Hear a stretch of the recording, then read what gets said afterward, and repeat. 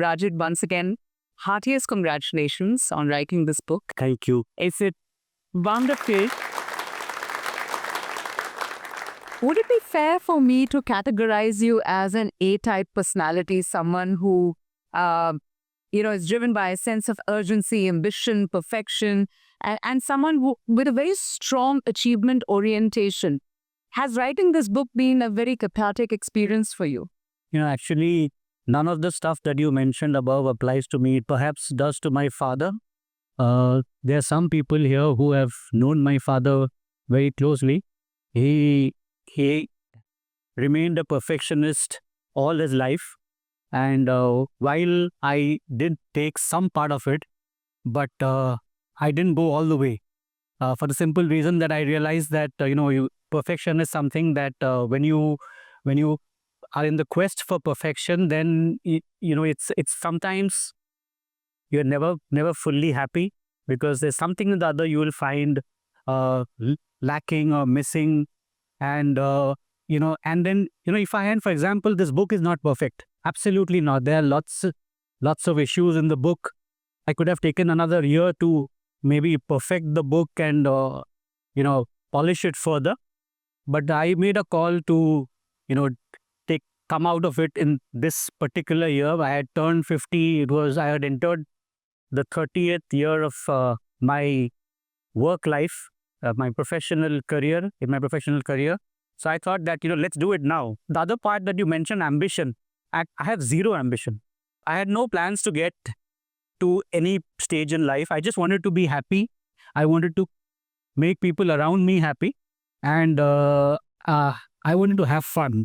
I'm just curious. It's a very personal book. It's based on a lot of your life's experiences, and you share some invaluable and priceless nuggets through the course of the book. What motivated you to write this book? Like, why now? Why did you want to write this book? I was extremely fortunate to have had a lot of experiences which are something which has taught me a lot of insights. And those experiences, I felt I should document them. At that point of time, there was no thought of writing or publishing a book. That was never on the table. It was just a thing of documenting my thoughts. But when I started by the column on LinkedIn, and every Saturday I would post a nugget. And these nuggets are what I call nuggets from my lived experiences. So I just wrote, and I didn't publicize it. I didn't promote it. But slowly, and very, very slowly, very gradually, a small community sort of gathered momentum. So when the community grew in 4 figures, and there were people on Saturday morning who started messaging me if I didn't publish it, around, I normally publish it at 8 a.m. Yeah. Sometimes when I would take an hour or two, sometimes my daughter's school, there would be a PTM in school, and therefore I would publish it late, and I would get a call saying, where is it? Is everything all right? Are you healthy? Is some...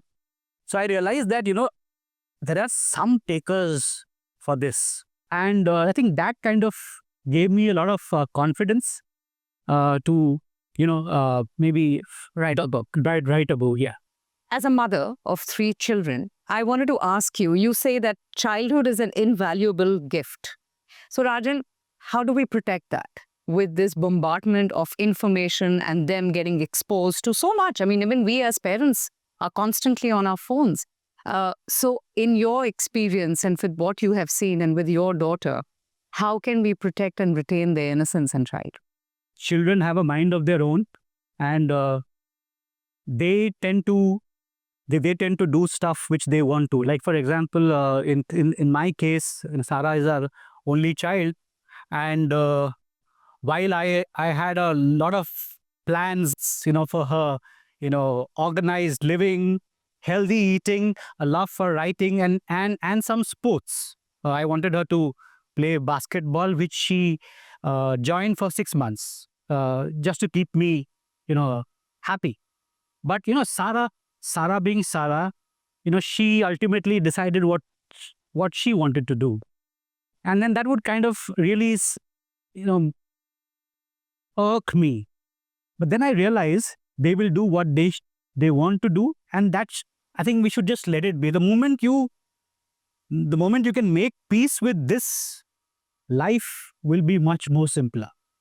I wanted to ask you this question because when I read that chapter, I was introspecting myself as well. I thought, okay, let me reflect. Rajan's book has done that to, I think, a lot of us.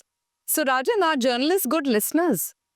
Why do you say that listeners are a vanishing breed? Because, yes, I know most news channels, news journalists, TV programs are accused of, having this loud rhetoric and frenzied debates, biased agendas. Why don't many in newsrooms understand the importance of listening? I think listening is a problem that is across the spectrum. Every field, every industry, we suffer. We are not active listeners. We just don't listen enough. In fact, I'll give the benefit of doubt to journalists because, and especially in television, because we are always, in a race against time. There's always a 4-minute, 5-minute, 3-minute, 4-minute window. So you really can't afford to, allow the other person to get away and speak. So you can't listen that much. So in that sense, you will have to restrict and keep it pacey so that it's more engaging, and the journalist can, get many more questions answered. And you are very patient and you're not stopping me, and I'm going on with long answers. I know that. But the point You're is, not a politician. Yeah. I take that liberty with them. You're a friend, Rajmi. yeah. So, but I think, active listening is something which 9 out of 10 people are unable to do. One of your nuggets, you recommend quit if you don't like it. Rajan, don't you think it's a bit too romantic and idealistic, especially for the Gen Z generation that actually is being brought up on instant gratification? I mean, they thrive on instant results. So why do you say that choose fulfillment over conformity? Because we were raised a certain way. My question is that, do you think that the kids have the luxury to do that? Or do you think that perhaps it'll be detrimental for this coming generation, for Gen Z, who are as it is so impulsive and impatient? The reason why I wrote quit if you don't like it was essentially that I had just entered the profession. I was a correspondent. I was then suddenly asked to do business development. I was asked to, do cold calls. That's something which I was not cut out for. And that's something which I just didn't, I didn't enjoy. I didn't have the skills for it. And so I didn't do it. And for a long time, my boss she gave me a long rope. And after a while, she realized that I'm not making those calls. And then she told me, well, it has to be done. That's now part of the job. So then I decided that, this is not something which I want to do. If I had to make sales, I would join sales. I told her that. And so I quit. So I think the reason why I wrote what I wrote was, this was the background to it, that I didn't want to pursue something where my heart was not in it, where I didn't have the requisite skills for it. I would have been a terrible salesperson, and I would have actually made things worse for my firm where I was working. So that was the context in which I mentioned this. I don't say quit. Doesn't mean that you quit at the drop of your hat. No, you can't do that. So you would not advise that to Gen Z. You would tell them to wait for 2 years. Yeah, of course. Yeah. Rajan, you mentioned in your book, when life throws you a curveball, you suggest to everyone to be prepared for any eventuality, whether it's financially, emotionally. But I wanted to ask you, what not to change in yourself amidst the challenges that you're facing? I think the person that you are, that is something inherently the kind of person that you are, that should never change. I wouldn't want to be anybody else apart from what I am. There are certain things about me which I would want to change, but the basic, the values, what I really stand and believe is something which I wouldn't want to change. I was very excited to read that chapter about that whole show that you put together on the NSG commandos. Tell us a little bit about that, because 26/11 terror attack had a profound impact on every individual, not just journalists. And yes, I know I've been speaking a lot as a journalist, but there's just so many events that have happened through the years. But that moment, 26/11 terror attack, and to put that whole show together, given the fact that you had already worked in NDTV and you were working with another channel, how was that experience? Yeah, so 26/11 was 2 months behind. Life was coming back to normal. But at the same time, I think there was this deep respect for the NSG commandos, whatever they did, how they, risked their lives to help secure Bombay and India. So we decided to go to the NSG and, take some celebrities. And the biggest name in that sense, in Mumbai, was Sachin Tendulkar, and he was more than happy to be there to personally convey his gratitude. What we didn't know that NDTV was planning a similar show on to be released on the similar day. Because I can just imagine Rajan at that time. Yeah. NDTV bhi kar rahi hai aur hum bhi kar rahe hain. Oh. So the problem here was this, that NDTV at that time was known for its show called Jai Jawan. It was revolutionary. It was something which they had mastered it. And it had become like a cult show, and we had no experience, absolutely no experience of doing something like that. So the moment I heard that NDTV is doing it, that itself was, and that to Jai Jawan, so you were actually on the back foot. Then I heard that NDTV is actually recording the show 7 days before, which means they have much more time to promote and post-produce the show. That's again a second back foot. Third is, NDTV had MS Dhoni, whom they had signed. He was a brand ambassador. They were paying top dollar. It was an annual contract. So he was available from 6 a.m. to 8 p.m. Sachin Tendulkar gave us 3 hours. Sachin was not paid. It was something which he was doing it as a good deed.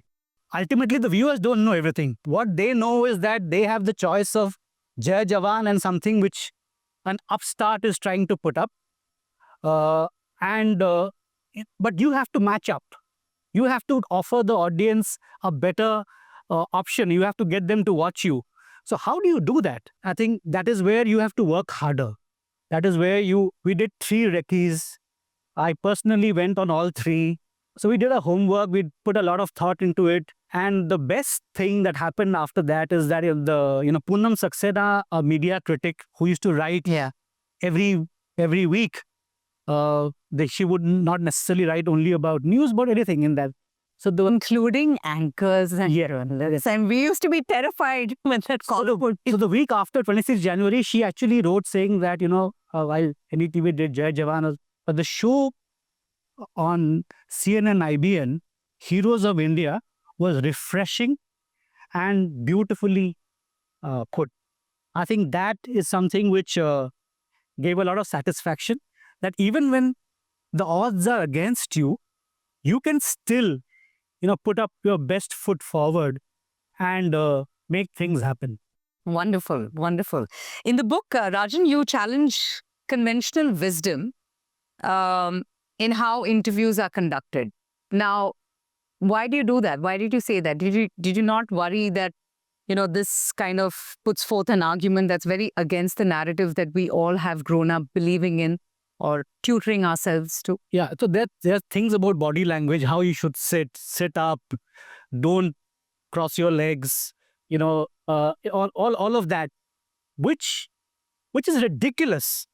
I mean, and there's a full industry that kind of, adheres to this belief, that your spine has to be erect and you have to walk and shake your hands very firmly.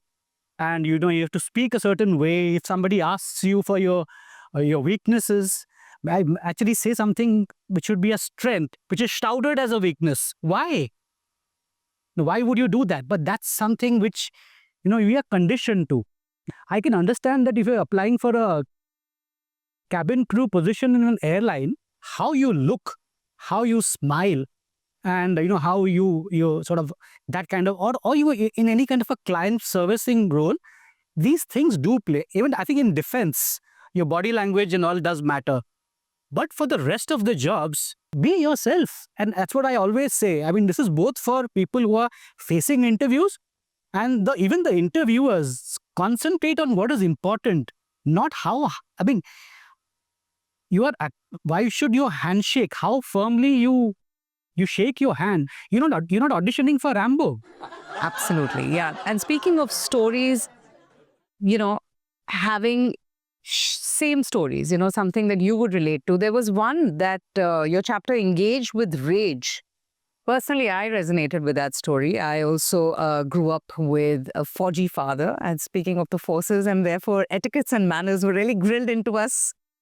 So when you were mentioning about those rules, I was just thinking, but yeah, he also was someone who had a temper, would fly off the handle in an instant.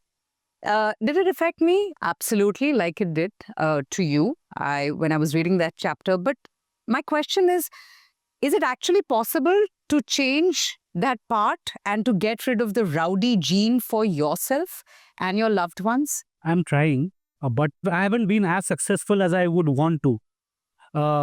And this is something which, my wife will vouch for every word here, that,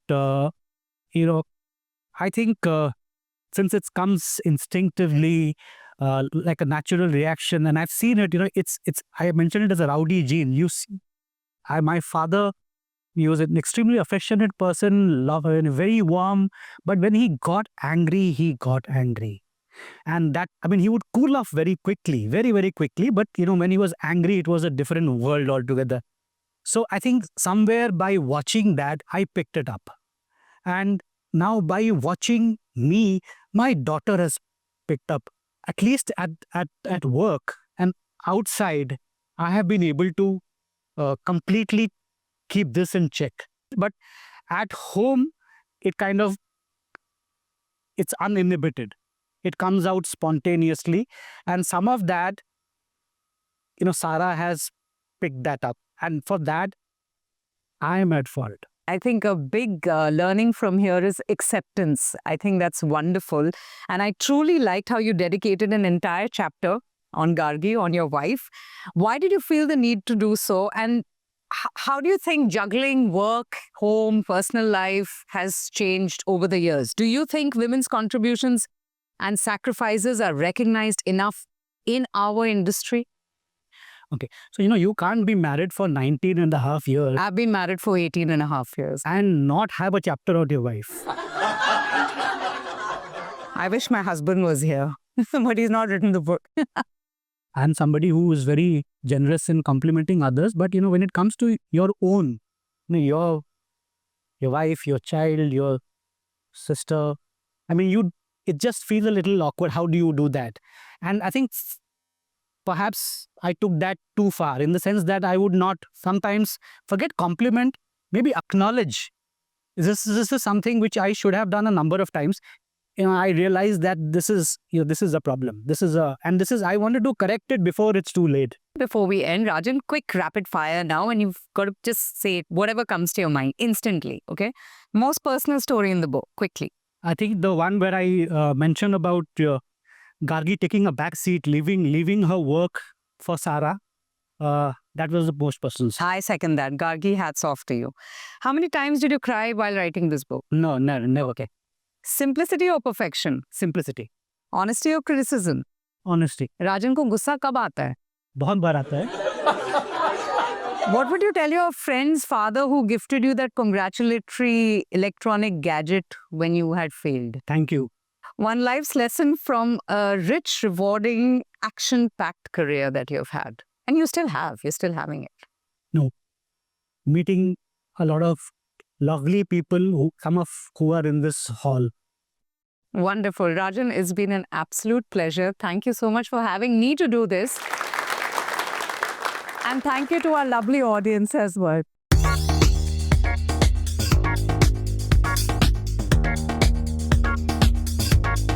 You do deserve a coffee hamper after this great conversation. Thank you so much for sharing all your lived experiences. I'm sure they're going to provide great value and insight to many of us. Congratulations, Rajan. I'm very proud of you. I hope we get to see more nuggets one of the things that I really admire about you is your sincerity. The most striking thing about the book was that you're very honest. I've been a reader of your LinkedIn posts, and I was waiting to lay my hands on the book. I'm proud of him because he is mostly really shy, and I'm glad that he got the motivation to publish the book, and that so many people have read it. So I'm really proud of him.